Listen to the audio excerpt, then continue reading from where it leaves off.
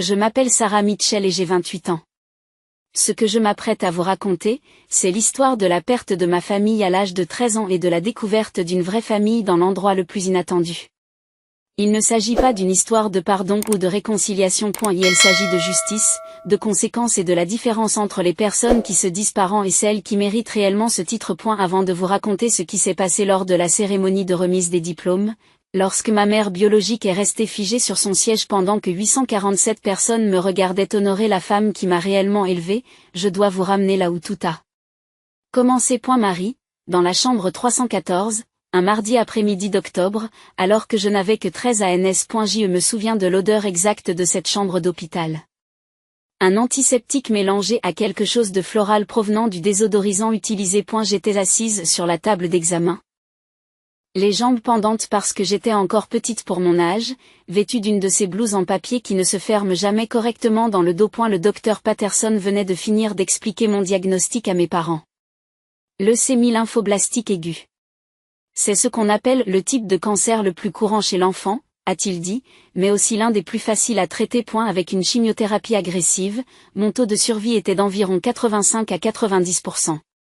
De bonne chance, répétait-il. De très bonne chance. Ma mère Linda était assise sur la chaise en plastique près de la fenêtre, fixant un poing sur le mur. Mon père Robert se tenait debout, les bras croisés, le visage de plus en plus rouge. Ma sœur aînée Jessica, âgée de 16 ans à l'époque, envoyait des messages sur son téléphone et ne prêtait guère attention à ce qui se passait. Le protocole de traitement sera intensif, a poursuivi le docteur Patterson en consultant des tableaux sur sa tablette. Nous prévoyons environ 2 à 3 ans de chimiothérapie. La première phase est le traitement d'induction, qui dure environ 1 mois. Sarah devra être hospitalisée pendant la majeure partie de cette période.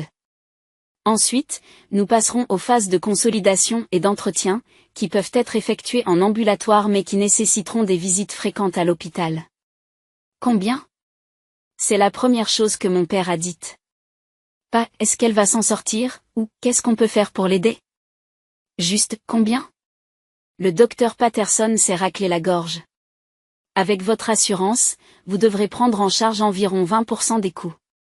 Sur l'ensemble du traitement, cela peut représenter entre 60 000 et 100 000 $ de votre poche. Mais nous avons des programmes d'aide financière, des plans de paiement. Le rire de mon père était dur et froid. Vous êtes en train de me dire que nous devons payer 100 000 $ parce qu'elle est tombée malade ? Robert, dit ma mère à voix basse, mais elle ne m'a pas regardé. Elle ne m'a toujours pas regardé depuis le diagnostic. Monsieur, je comprends que c'est accablant, a dit le docteur Patterson.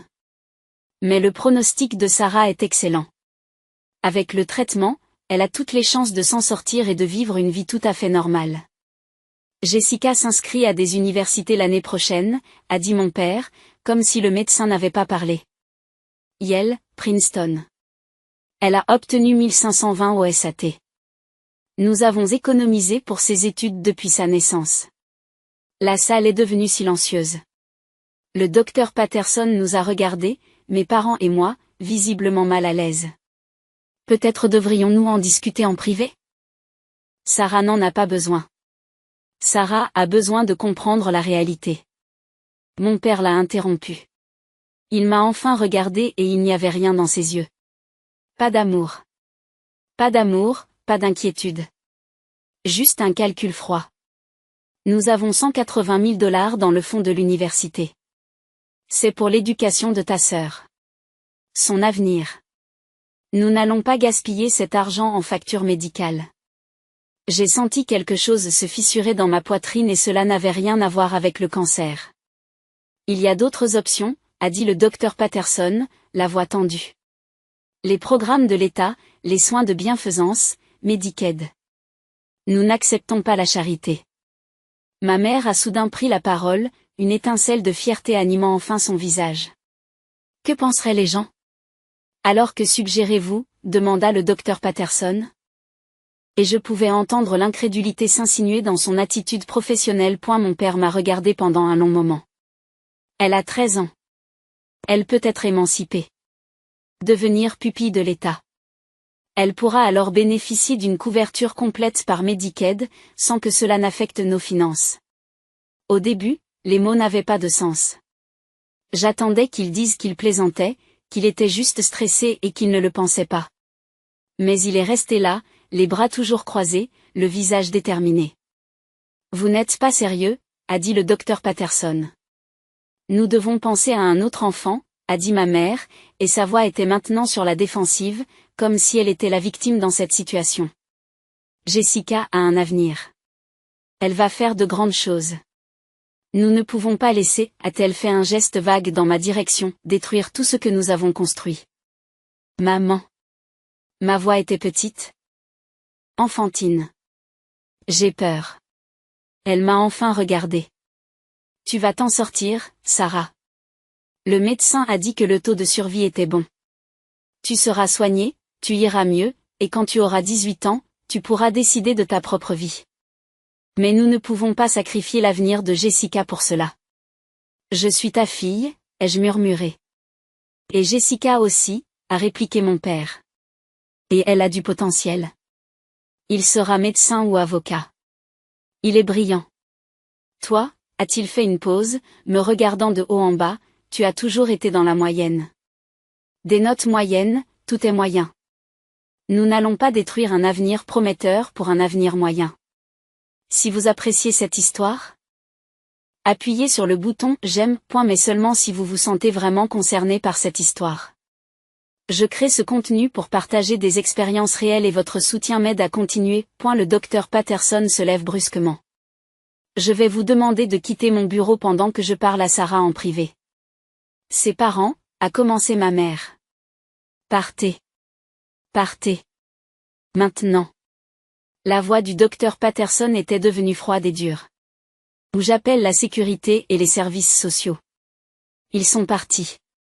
Jessica les a suivis sans même me jeter un coup d'œil, toujours sur son téléphone.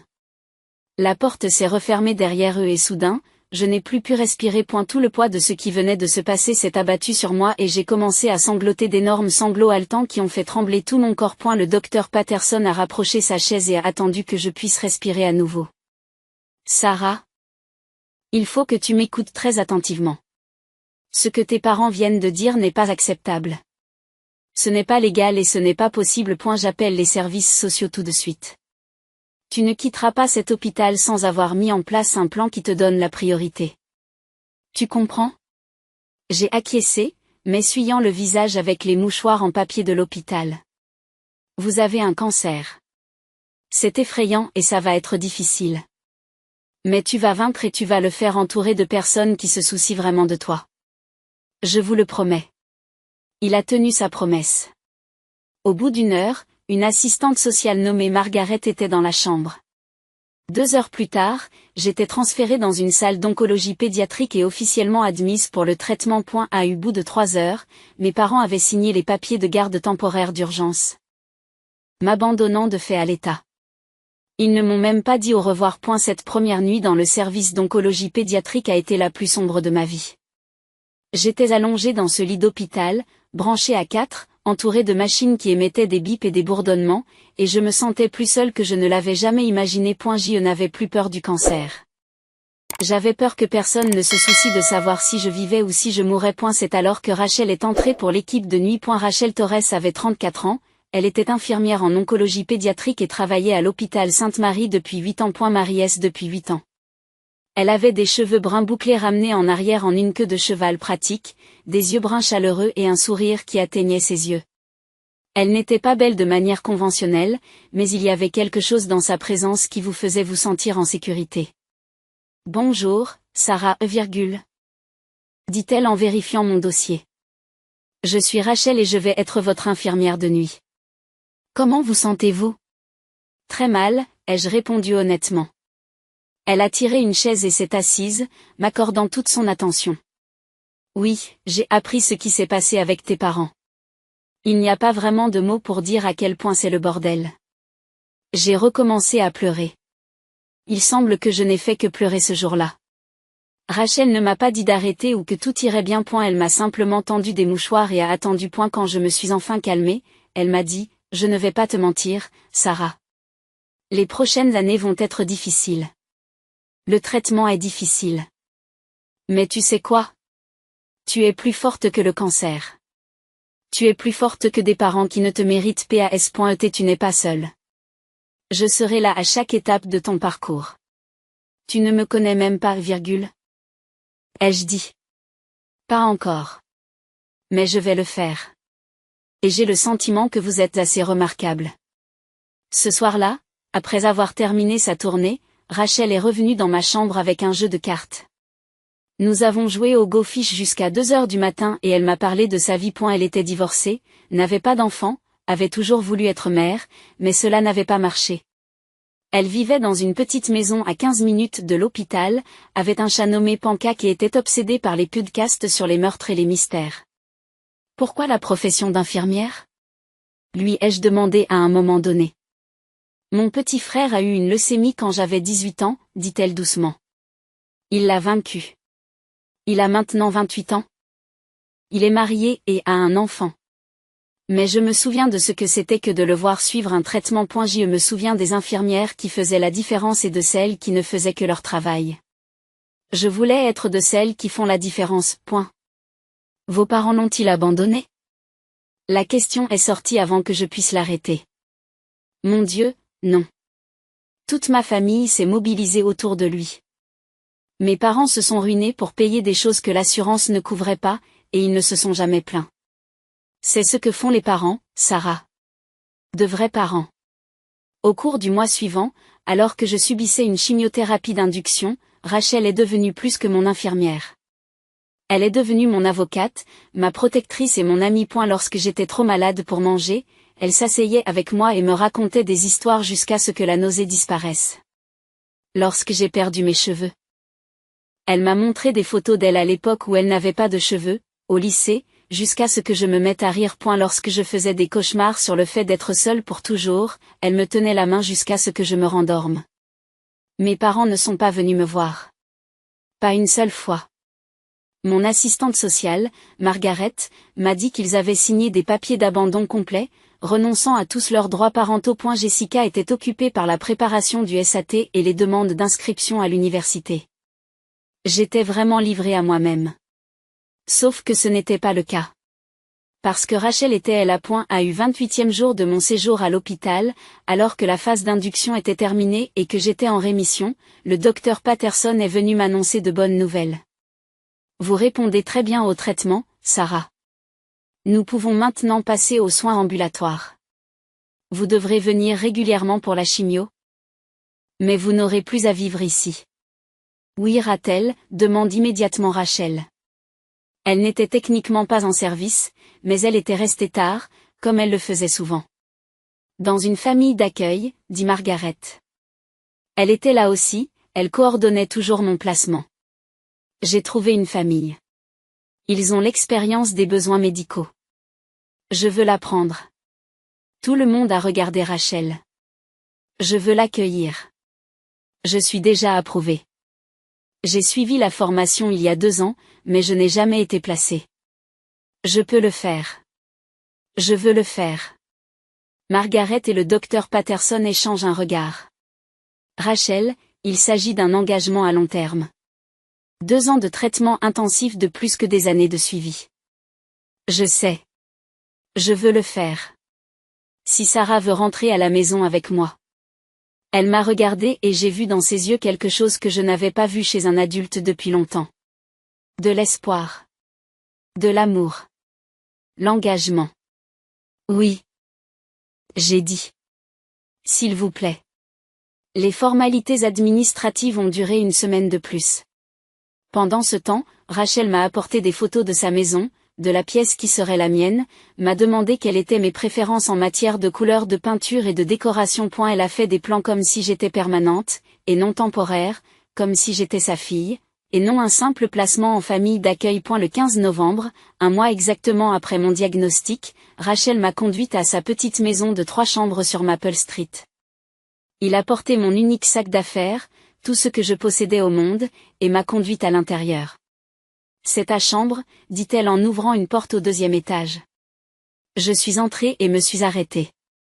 Les murs étaient peints d'une douce couleur lavande, ma couleur préférée que j'avais mentionnée une fois en passant. Il y avait un nouveau lit avec une couette violette. Une bibliothèque déjà remplie de romans pour jeunes adultes et un bureau près de la fenêtre. Sur le bureau, il y avait une photo encadrée de Rachel et moi à l'hôpital, nous souriant toutes les deux à l'appareil photo. Bienvenue à la maison, Sarah, a dit Rachel doucement. Je me suis mise à pleurer pour ce qui m'a semblé être la 100e fois de ce mois. Mais cette fois-ci, il s'agissait de larmes différentes. C'étaient des larmes de soulagement, de gratitude, d'espoir. Rachel m'a entourée de ses bras et m'a tenue pendant que je pleurais. Tu es en sécurité maintenant. Tu es chez toi. Et je ne vais nulle part. Il a également tenu cette promesse. Les 2 années suivantes ont été difficiles. Il n'y a pas d'édulcorant pour la chimiothérapie. Elle est brutale. Mais Rachel l'a rendue supportable. Elle m'a conduit à chaque rendez-vous, m'a tenu la main pendant chaque perfusion et s'est assise avec moi pendant chaque crise de nausée. Elle a appris à cuisiner tous les aliments fades que je pouvais tolérer pendant le traitement. Elle m'a acheté des bonnets et des écharpes lorsque je me sentais gênée par mon crâne chauve. Elle m'a aidé à poursuivre mes études dans le cadre d'un programme d'hospitalisation à domicile. Mais plus encore, elle m'a donné de la stabilité. Une structure. De l'amour. Chaque matin, même dans mes pires jours, Rachel entrait dans ma chambre et me disait « Bonjour, ma belle. C'est un cadeau de voir ton visage. » Tous les soirs, quelle que soit l'heure à laquelle elle travaillait, elle rentrait à la maison et prenait de mes nouvelles, s'asseyant sur mon lit pour écouter le récit de ma journée. Les bonnes semaines, nous allions au cinéma ou au parc. Les mauvaises semaines, nous nous installions sur le canapé avec des couvertures et regardions de terribles émissions de télé-réalité. Elle ne s'est jamais plainte du coup. L'assurance couvrait la majeure partie de mon traitement, mais il y avait encore des dépenses. Le ticket modérateur, les médicaments, les produits alimentaires spéciaux. La maison de Rachel était petite et modeste, et j'ai appris plus tard qu'elle avait contracté une 2e hypothèque pour couvrir une partie des coûts. Elle ne me l'a jamais dit à l'époque. Elle s'assurait simplement que j'avais tout ce dont j'avais besoin. 6 mois après le début de mon traitement, Rachel m'a fait asseoir à la table de la cuisine, l'air grave. Sarah, je dois te demander quelque chose d'important. Mon cœur s'est effondré. Me renvoyait-elle dans une famille d'accueil? Avait-elle changé d'avis? Je veux t'adopter. Wiggly. De façon permanente. Pas seulement en famille d'accueil. Je veux que tu sois ma fille. Une vraie fille. Est-ce que tu es d'accord? Je n'ai pas pu parler. J'ai juste acquiescé et pleuré, et Rachel a pleuré aussi, et nous nous sommes serrés l'une contre l'autre dans cette cuisine jusqu'à ce que Pancake le chat devienne jaloux et réclame de l'attention. La procédure d'adoption a duré encore 4 mois, mais le jour de mon 14e anniversaire, je suis officiellement devenue Sarah Torres. Rachel a organisé une petite fête avec quelques-uns de ses amis et quelques enfants que j'avais rencontrés dans le groupe de soutien de l'hôpital. Nous avons mangé du gâteau au chocolat. J'y passé une bonne semaine et j'arrivais à manger. Et Rachel m'a offert un collier dépendant qui portait nos 2 initiales entrelacées. Tu es à moi maintenant, a-t-elle dit en l'attachant à mon cou. Pour toujours. Laissez-moi un commentaire et dites-moi d'où vous regardez ceci. Votre soutien compte beaucoup pour moi. Lorsque j'ai eu 15 ans et que j'ai enfin terminé le traitement actif, entrant dans la phase d'entretien avec seulement des contrôles mensuels, Rachel m'a fait asseoir pour une autre discussion sérieuse. Tu as manqué presque 2 ans d'école normale. Tu es en retard sur le plan scolaire et ce n'est pas de ta faute. Tu as lutté pour ta vie. Je veux que tu saches quelque chose. Tu es brillante, Sarah. Je t'ai vu dévorer ces livres, poser des questions qui font réfléchir les médecins, résoudre des problèmes d'une manière qui me surprend. Tu as tellement de potentiel et je ne laisserai pas le cancer ou la cruauté de tes parents biologiques t'en priver. Elle m'a inscrite à un programme d'études avancées en ligne et a engagé un tuteur. Elle a veillé tard pour m'aider à faire des devoirs qu'elle comprenait à peine. Elle a célébré chaque petite victoire, chaque un examen, chaque concept que je maîtrisais, chaque objectif que j'atteignais. Pourquoi fais-tu tout cela? Je lui ai demandé une fois. Alors qu'elle s'endormait sur mon devoir de calcul à 23 heures. Tu es épuisé. Pourquoi me pousser à bout? Elle a levé les yeux et son regard était féroce. Parce que vos parents biologiques vous ont dit que vous étiez dans la moyenne. Que tu n'avais pas de potentiel. Que l'avenir de ta sœur valait la peine d'être sauvé et que le tien ne l'était pas. Je vais leur prouver qu'ils ont tort. Nous allons leur prouver qu'ils ont tort. Vous allez faire des choses extraordinaires, Sarah Thor, et le monde entier va le savoir. À 16 ans, j'avais rattrapé mon niveau scolaire. À 17 ans, j'étais en avance, je suivais des cours de niveau universitaire. La maison de Rachel était toujours remplie de livres, de matériel d'études et de l'odeur du café lorsque nous travaillions côte à côte. Elle sur les journaux d'infirmière, moi sur les devoirs d'AP. Mais il n'y avait pas que les études. Rachel veillait à ce que j'aie aussi une vie. Elle m'a emmenée à des concerts, des musées et des pièces de théâtre. Elle m'a appris à cuisiner et m'a laissé faire des dégâts désastreux dans la cuisine. Elle m'a présenté à ses amis, qui sont devenus mes oncles et tantes. Elle a veillé à ce que je suive une thérapie pour digérer tout ce que j'avais vécu. La guérison n'est pas seulement physique, disait-elle. Ton cœur a aussi besoin d'être soigné. Lorsque j'ai eu 18 ans et que le docteur Patterson m'a donné le feu vert pour 5 ans, ce qui signifie que j'étais officiellement en rémission et que le risque de rechute était minime, Rachel m'a emmené dans notre restaurant préféré. Pour les pâtes et les graissins, elle a sorti une petite boîte. Je sais que tu es techniquement un adulte maintenant, et que tu n'as plus besoin que je sois ton tuteur légal. Mais je veux que tu saches que tu es ma fille. Cela ne changera jamais. Que tu vives ici ou que tu déménages, que tu aies 18 ou 80 ans. Tu es mon enfant. Pour toujours. À l'intérieur de la boîte se trouvait une bague, simple et en argent, avec nos 2 pierres de naissance. Pour te rappeler que tu n'es jamais seule, a dit Rachel. J'ai porté cette bague tous les jours.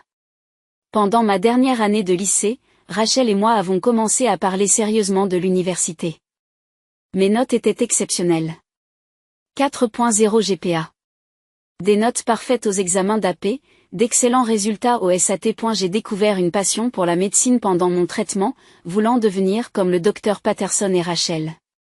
Quelqu'un qui aide les gens à traverser les périodes les plus sombres. Un soir, j'ai dit à Rachel, je veux m'inscrire à Johns Hopkins. Leur programme de préparation à la médecine est l'un des meilleurs du pays et leur école de médecine. C'est un rêve. Johns Hopkins était également excessivement cher. Même avec une aide financière? Ce serait difficile. Rachel n'a pas hésité. Alors c'est là que tu vas postuler. Nous trouverons l'argent. Tu t'inscris à Hopkins et tu seras accepté. Elle avait raison. En mars de ma dernière année d'études, j'ai reçu ma lettre d'acceptation de l'université Johns Hopkins, assortie d'une bourse substantielle. Entre la bourse, les allocations et les prêts fédéraux, le coût était gérable. Rachel a insisté pour couvrir mes frais de subsistance. Elle m'a dit, concentre-toi sur l'école. Je m'en occupe. Mais, pas de mais. Tu vas devenir médecin. Tu vas sauver des vies. Tu vas être extraordinaire. Cela vaut chaque centime. J'ai pleuré quand j'ai ouvert cette lettre d'acceptation, et Rachel a pleuré avec moi. Nous avions réussi. Ensemble, nous avions prouvé que tout le monde avait tort. J'ai passé 4 ans à Johns Hopkins à travailler plus dur que je ne l'avais jamais fait dans ma vie. La préparation à la médecine était brutale. Chimie organique, physique, biologie, des laboratoires. Des devoirs et des examens à n'en plus finir. J'appelais Rachel presque tous les soirs, parfois juste pour entendre sa voix, parfois pour pleurer à cause d'une mauvaise note ou d'une journée difficile. Elle me disait à chaque fois, tu peux le faire. Tu es Sarah Thor. Vous avez vaincu le cancer. Vous pouvez vaincre n'importe quoi. Pendant ma 2e année, je suis rentrée à la maison pour les vacances de Noël et j'ai remarqué que Rachel avait l'air fatiguée. Plus mince. Je lui ai demandé si elle allait bien et elle m'a fait signe que non. Je fais juste des heures supplémentaires pour t'aider à payer tes dépenses. Je vais bien, chérie. J'ai appris plus tard qu'elle faisait des semaines de 50 à 60 heures. Qu'elle prenait toutes les gardes supplémentaires qu'elle pouvait pour s'assurer que je n'ai jamais à me soucier de l'argent. Elle ne m'a jamais demandé de trouver un emploi ou de contribuer. Elle travaillait jusqu'à l'épuisement pour que je puisse me concentrer sur l'école. En première année, j'étais le premier de ma classe. En dernière année, je postulais à des écoles de médecine et j'obtenais des entretiens dans des programmes prestigieux. Et l'école de médecine Johns Hopkins m'a accepté. 4 ans de plus, ai-je dit à Rachel au téléphone lorsque j'ai reçu mon acceptation. 4 années de plus et je serai le docteur Torres. Je suis tellement fière de toi que je pourrais éclater, a dit Rachel, et je pouvais entendre les larmes dans sa voix.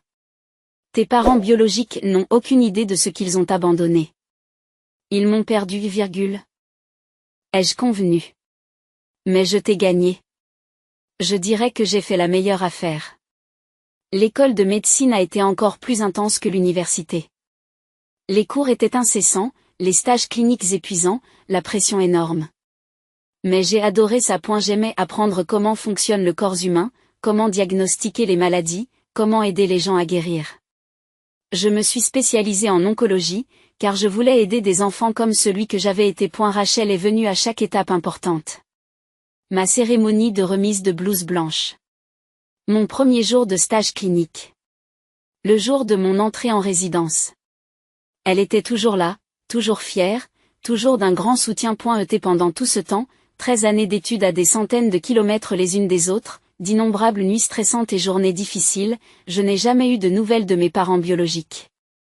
Pas un seul appel, pas un seul courriel. Pas un seul texto. Ils avaient poursuivi leur vie et j'avais poursuivi la mienne. C'est du moins ce que je pensais. En avril de ma 4e année d'études de médecine, j'ai appris que j'avais été choisie comme major de ma promotion. Sur 120 étudiants brillants, j'avais les meilleurs résultats académiques, les meilleures évaluations cliniques et le meilleur dossier de recherche. Je prononcerai le discours des étudiants lors de la cérémonie de remise des diplômes. J'ai immédiatement appelé Rachel. Maman, j'ai des nouvelles. Elle avait commencé à me demander de l'appeler pendant ma 2e année d'université. Tu es ma mère, lui avais-je dit. La seule qui compte. Quelle est la nouvelle, bébé? Je suis major de ma promotion. Je fais le discours de la remise des diplômes. Rachel a crié si fort que j'ai dû éloigner le téléphone de mon oreille. Puis elle s'est mise à pleurer. À rire et à parler si vite que j'avais du mal à la comprendre. Je suis si fière de toi. Je suis incroyablement fière de toi. Ton discours va être extraordinaire. Tu vas changer le monde, Sarah. Je l'ai toujours su. La remise des diplômes était prévue pour le 20 mai. Rachel avait demandé un jour de congé des mois à l'avance. Elle a acheté une nouvelle robe. Elle a invité tous ses amis, mes oncles et tantes, ceux qui sont devenus ma famille. Ce devait être une fête. 2 semaines avant la remise des diplômes, j'ai reçu un courriel du coordinateur des événements de l'université. En raison de mon statut de major de promotion, j'avais le droit de proposer des noms supplémentaires pour les places réservées, en plus des 2 invités habituels. J'ai immédiatement ajouté des noms. Rachel, bien sûr, et 6 de ses amis les plus proches qui sont devenus ma famille. Et la coordinatrice a répondu rapidement. Nous avons en fait une demande supplémentaire pour votre section réservée. Nous avons été contactés par des personnes qui prétendent être vos parents et qui demandent des places. Devons-nous les ajouter à votre liste? J'ai regardé cet email pendant 5 bonnes minutes. Linda et Robert Mitchell. Mes parents biologiques. Ceux qui m'avaient abandonné à 13 ans, qui m'avaient dit que j'étais moyenne et que je ne valais pas la peine d'être sauvée, qui avaient préféré les fonds de l'université de ma sœur à ma vie. Ils voulaient venir à ma remise de diplôme. J'ai pris le téléphone et j'ai appelé Rachel. Maman, mes parents biologiques veulent venir à la remise des diplômes. Il y a eu une longue pause. Qu'est-ce que tu en penses? Je ne sais pas. Une partie de moi veut leur dire d'aller se faire voir. Une partie de moi veut qu'ils voient ce que je suis devenue malgré eux. Qu'est-ce que tu penses que je devrais faire? C'est ta journée. Chérie. C'est ton accomplissement. Quoi que tu veuilles, je te soutiendrai. Mais si tu me demandes mon avis, laisse-les venir. Qu'ils voient exactement ce qu'ils ont jeté. Qu'ils voient la femme que tu es devenue avec une vraie mère à tes côtés. J'ai réfléchi longtemps. Puis j'ai répondu par courriel. Oui, ajoutez-les à la section réservée. Je voulais qu'ils soient là. Je voulais qu'ils voient. Les 2 semaines suivantes se sont écoulées dans un flou d'examens finaux, d'emballage de mon appartement et de rédaction de mon discours de major de promotion. Je n'ai pas dit à Rachel ce que j'avais l'intention de dire. Je voulais que ce soit une surprise. Le 20 mai s'est levé, clair et lumineux. La cérémonie de remise des diplômes de l'université Johns Hopkins s'est déroulée au Royal Farm Arena de Baltimore, avec plus de 10 000 places assises. Les diplômés de toutes les écoles, médecine, soins infirmiers, santé publique, toutes les écoles de l'université Hopkins, seraient présents avec leurs familles. Je suis arrivée en avance pour l'alignement des diplômés. Ma blouse blanche était repassée, mes cordons d'honneur parfaitement rangés. J.E. portait le collier de Rachel, celui avec nos initiales entrelacées, et la bague qu'elle m'avait offerte pour mon 18e anniversaire.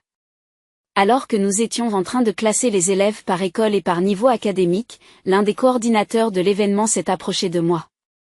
Docteur Torres, ils nous ont appelé docteur même si nous n'avions pas encore officiellement obtenu notre diplôme. Vos invités sont assis dans la section A, rangée 3. Avez-vous besoin de quelque chose? Non, merci. Je suis prêt. La cérémonie a commencé en grande pompe. Littéralement, ils ont joué la marche traditionnelle de remise des diplômes alors que nous entrions, 120 étudiants en médecine en blouse blanche et en bonnet. La reine était bondée. Remplie des familles, des diplômés et des professeurs. Les appareils photo tournaient partout. J'ai aperçu ma section en passant devant elle.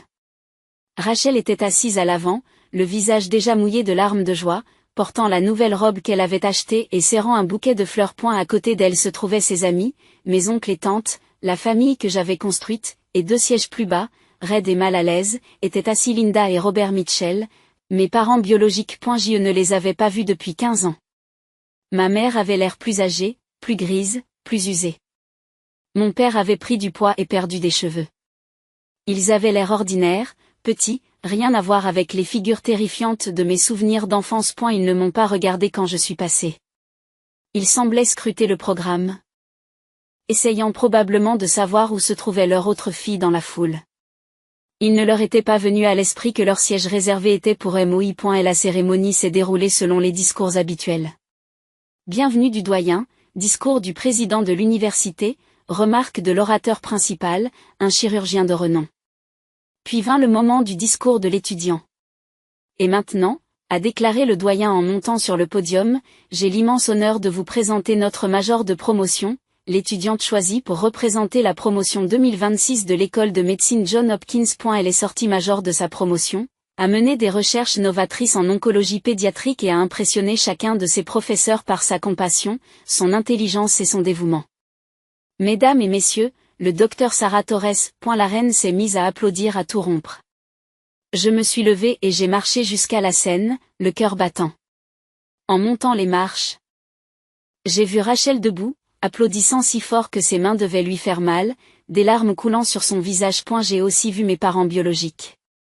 Ils étaient tous les deux restés immobiles, fixant leur programme. La main de ma mère était figée à mi-chemin de sa bouche. Mon père était devenu pâle. J'ai compris. J'ai atteint le podium et j'ai ajusté le microphone. 10 000 personnes me regardent. J'ai pris une grande inspiration et j'ai commencé. Merci, monsieur le doyen Morrison. À nos invités de marque, aux professeurs, aux familles, surtout, à mes camarades diplômés, félicitations. Nous avons réussi. Pause et applaudissements.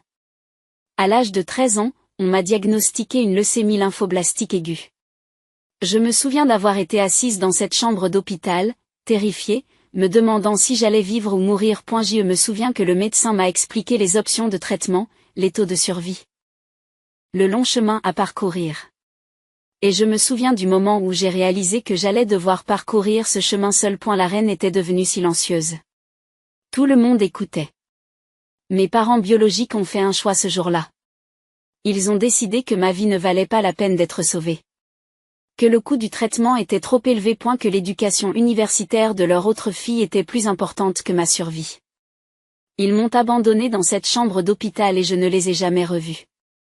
J'avais 13 ans. J'étais chauve à cause de la chimiothérapie, terrifiée et seule. Je pouvais voir ma mère biologique dans le public.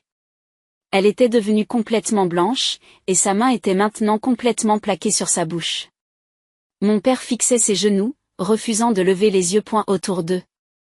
Les gens commençaient à chuchoter et à jeter des coups d'œil dans leur direction. Mais je ne suis pas restée seule longtemps. Parce qu'une infirmière en oncologie pédiatrique nommée Rachel Torres, je me suis arrêtée, regardant directement Rachel, qui sanglotait ouvertement maintenant, a vu un enfant effrayé qui avait besoin d'une famille. Et elle ne s'est pas contentée de me traiter comme une patiente. Elle m'a accueillie chez elle. Elle m'a tenu la main pendant la chimiothérapie. Elle m'a fait rire quand j'avais envie d'abandonner. Elle m'a appris que la famille n'est pas une question de biologie. C'est une question de présence. C'est l'amour. C'est croire en quelqu'un même s'il ne croit pas en lui-même. Rachel se couvre le visage de ses mains, ses épaules tremblent. Elle m'a adoptée quand j'avais 14 ans. Elle a travaillé 2 fois plus pour subvenir à mes besoins. Elle est restée debout tard pour m'aider à rattraper le travail scolaire que j'avais manqué. Elle m'a dit que je pouvais être tout ce que je voulais, faire tout ce dont je rêvais. Quand j'ai dit que je voulais aller à Johns Hopkins, elle m'a répondu, alors c'est là que tu vas aller. Et me voilà. Le public a applaudi. J'ai attendu qu'il se taise. J'ai vaincu le cancer. J'ai obtenu mon diplôme d'études secondaires avec mention. J'ai obtenu mon diplôme de premier cycle en 3 ans. J'ai excellé à l'école de médecine. Je vais devenir oncologue pédiatrique et aider des enfants comme celui que j'étais. Et j'ai fait tout cela parce qu'une femme a cru en moi. Une femme m'a montré à quoi ressemblait le véritable amour. J'ai enlevé ma casquette en enfreignant le protocole, mais je m'en moquais. Ce diplôme appartient à Rachel Torres. Cet accomplissement est le sien autant que le mien. Elle m'a sauvé la vie, non seulement du cancer, mais aussi de l'idée que je ne valais rien. Elle m'a appris que je méritais de prendre de la place dans ce monde. Que je méritais de faire de grands rêves. Mais je méritais aussi d'être aimée. Pour la première fois, j'ai regardé directement mes parents biologiques. Ma mère pleurait maintenant, mais ce n'étaient pas des larmes de joie. C'étaient des larmes de prise de conscience. Mon père ne levait toujours pas les yeux. À mes parents biologiques qui sont ici aujourd'hui, j'ai fait une pause, pour que tout le monde dans cette arène sache exactement de qui je parlais. Merci de m'avoir appris ce qu'il ne faut pas être. Merci de m'avoir montré que les titres ne font pas une famille. Merci de m'avoir abandonné pour que je puisse trouver ma vraie mère. Le silence était assourdissant. Et à maman, j'ai regardé Rachel qui se tenait maintenant debout, une main pressée sur son cœur. Merci pour tous les sacrifices. Merci pour chaque nuit, chaque rendez-vous chez le médecin. Chaque larme que tu as essuyée. Merci de m'avoir choisi quand personne d'autre ne le faisait. Merci d'être ma maman. C'est grâce à toi que je suis là aujourd'hui. Je t'aime. C'est pour toi. L'arène explose. Applaudissements, acclamations, personne debout, le bruit était écrasant. Mais je n'ai fait que regarder Rachel, qui pleurait si fort qu'elle ne pouvait pas se tenir debout correctement, soutenue par ses amis. Elle m'a dit « Je t'aime » et je lui ai répondu. J'ai regardé mes parents biologiques. Ma mère était assise, figée, son visage était un masque d'horreur et de chagrin. Mon père avait la tête entre les mains. Autour d'eux, les gens avaient compris qui ils étaient, et les regards qu'ils recevaient n'étaient pas tendres. Ils étaient venus voir leur fille abandonnée recevoir son diplôme. Au lieu de cela, ils avaient été publiquement identifiés comme des personnes qui avaient privilégié l'argent au détriment de la vie de leur enfant. J'ai terminé mon discours. J'ai parlé de la médecine, de notre responsabilité envers les patients, de notre serment de ne pas nuire. Mais le vrai message avait déjà été délivré.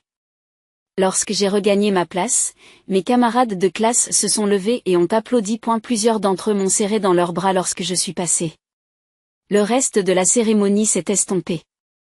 La remise des diplômes, le déplacement des glands, la récession. Je n'avais qu'une idée en tête, rejoindre Rachel. Après la cérémonie, il y a eu une réception dans le hall adjacent. J'ai immédiatement été envahi par des camarades de classe, des professeurs et des personnes que je ne connaissais pas, qui me félicitaient pour mon discours. À travers la foule, j'ai vu Rachel se diriger vers moi. Lorsqu'elle m'a rejoint, nous nous sommes toutes les deux effondrées. Nous nous sommes serrées l'une contre l'autre au milieu de cette salle de réception bondée et nous avons pleuré, sans nous soucier de qui nous verrait. Tu n'avais pas à faire ça, a sangloté Rachel. Tu n'étais pas obligé de me donner du crédit. Si, je l'ai fait. Parce que c'est vrai. Tout cela est vrai. Je suis tellement fière de toi. Tellement, tellement fière. Nous avons été interrompus par Dean Morrison, qui voulait des photos, puis par des journalistes locaux qui avaient eu vent de mon discours et voulaient des interviews. Pendant tout ce temps, Rachel est restée à mes côtés, sa main dans la mienne. J'ai revu mes parents biologiques de l'autre côté du hall. Ils se tenaient seuls, sans que personne ne s'approche d'eux, et me regardaient de loin. Ma mère avait l'air de vouloir s'approcher, mais elle avait trop peur. Mon père avait l'air en colère, le visage rouge. Il ne s'approchait pas. Au bout d'une vingtaine de minutes, Ils sont partis. J'ai appris plus tard ce qui s'était passé par une série de messages vocaux et de courriels qui m'ont été envoyés les jours suivants. Apparemment, après m'avoir abandonné 15 ans plus tôt, mes parents avaient effectivement mis toutes leurs ressources dans l'éducation de Jessica. Elle était allée à Yale, puis à la faculté de droit. Elle avait obtenu un emploi bien rémunéré dans un cabinet d'affaires.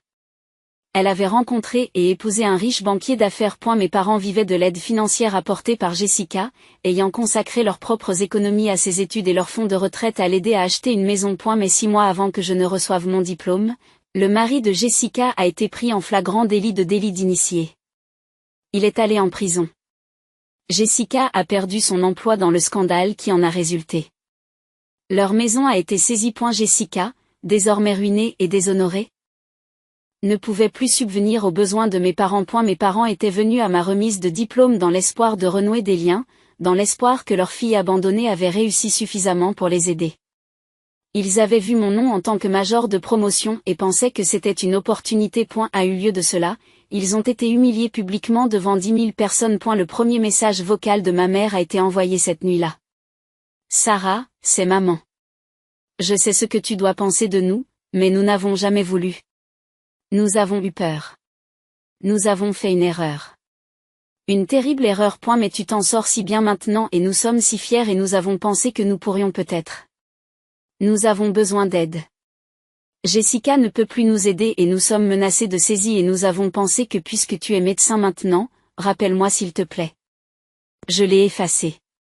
2 jours plus tard, mon père m'a envoyé un courriel. Sarah, ta mère est dévastée. Tu nous as humiliés en public.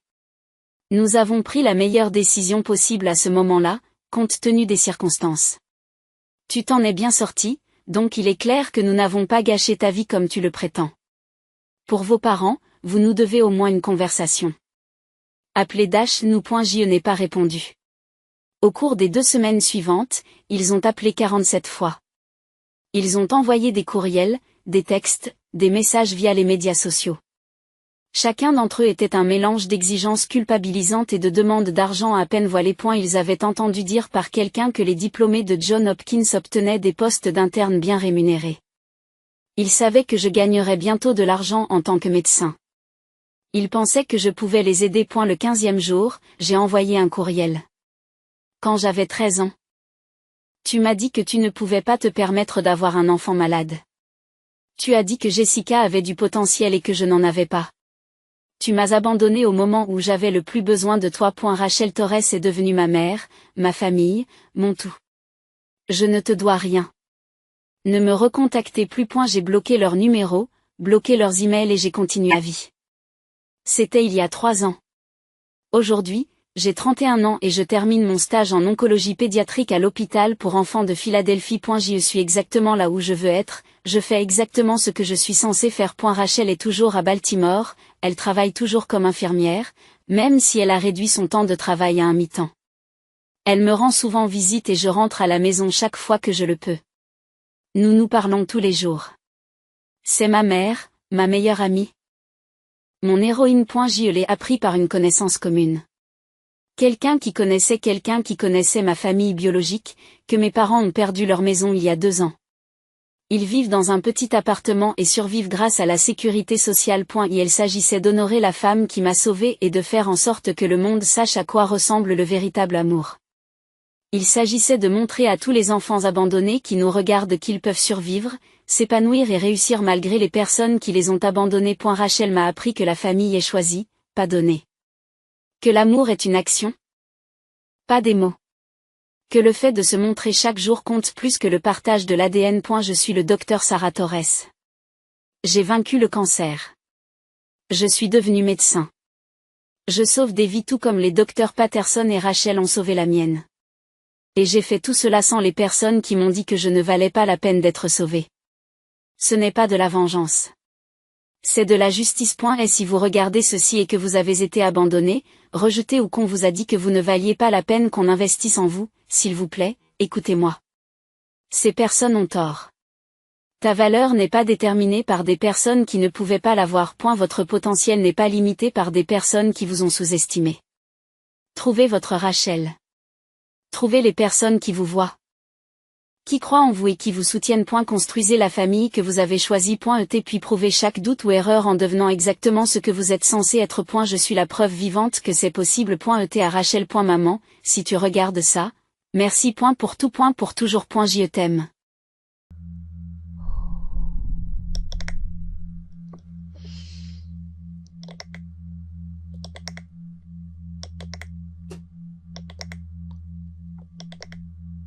Relax. So all you've got to do is relax.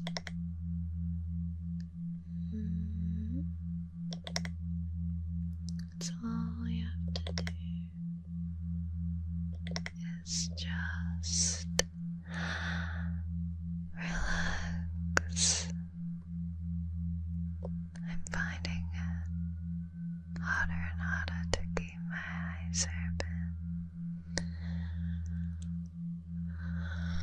I'm sure